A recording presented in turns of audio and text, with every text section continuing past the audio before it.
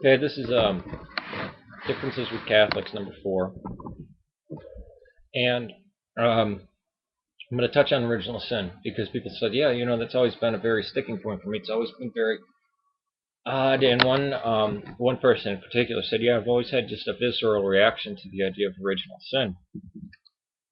And you can this probably comes from reading the New Testament and seeing, not only experiencing in our own nature the very goodness in people, but also the words of Christ. It seems to skew the words of Christ, and I can see how people go off onto heretical things, and this evangelical Protestantism could grow from it.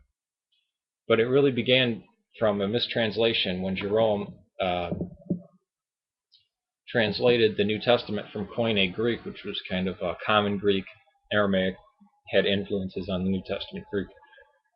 And he translated into Latin that and the Septuagint, thus creating the Latin Vulgate. And immediately after this, we see a period come in called the Dark Ages, and this came about due to the fall of Rome and the power of the Roman Empire in the West declining. Now, in the East, there was an Eastern Roman Empire. You had an Eastern Greek-speaking Roman Empire and a Western Latin-speaking Roman Empire. And the West fell. But even before this, there came a time when most of the people in the West could not speak Greek, and most of the people in the East could not speak Latin. And the empire in the East was known as the Byzantine Empire. In the West, you had pagan barbarians coming through, burning down monasteries, raping. You had the Huns, the Visigoths, the Vandals, the Anglo-Saxons, the Franks, the Lombards. You had all these pagan hordes destroying everything. You had death and plague rampant. Western Europe truly fell into the Dark Ages. That's what we know this period called the Dark Ages, which was not experienced in the East at all. And it was very easy for people to see that humanity was naturally evil. This was an idea they became comfortable with, because it easily explained why your child died at the age of 2, why you'd have 7 children, and 6 of them wouldn't make it to 5 years old. It explained the barbarian invasions. It explained the fact that technology seemed to fall to nothing. And it was an idea that people could accept. And I don't think we could fault people for saying it like this, especially in an age when they came from the glorious Roman Empire and now they were living in mud huts. And these people looked all around them and they saw the great buildings of Rome, and that technology was lost to them. The philosophy, everything, it just went back into nothing. And theology of the West became very different, and you see things like purgatory, and even in the imagery, this is when Christ becomes very bloody, thorns piercing his skull, and very blood-soaked images, because that's what people could identify with. Now the Byzantines were really philosophical, and they lived pretty much well. And you could see this in the 2 different ideas of theology that rose up. And people really had a devotion in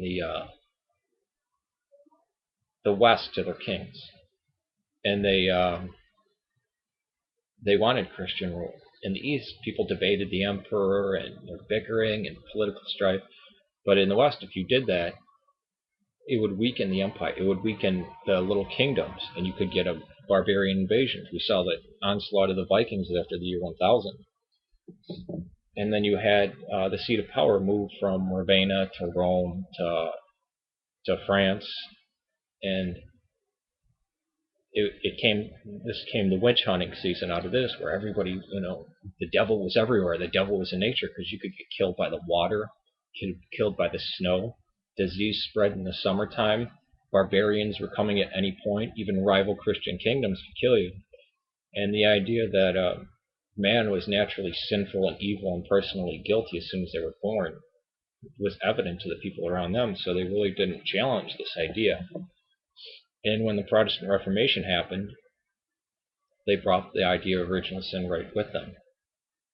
And this is a whole growth of these ideas, and you get purgatory, and you get transubstantiation, and all this stuff in the West that was never in the East. even the traditional view of hell and heaven exists right here on earth and goes into the afterlife. Whereas in the West, hell is a place that you go with fire and there's, people torturing you with pitchforks.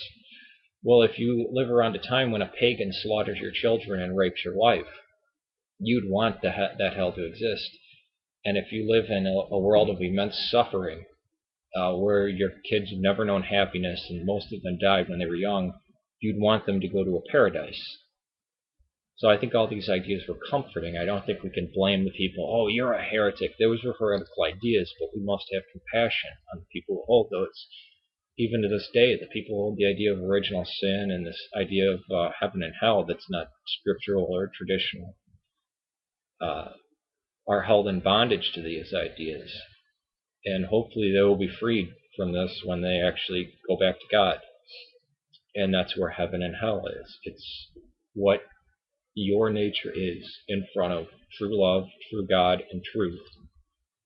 So that's me talking about the difference that original sin makes in the West compared to no original sin in the East. Peace.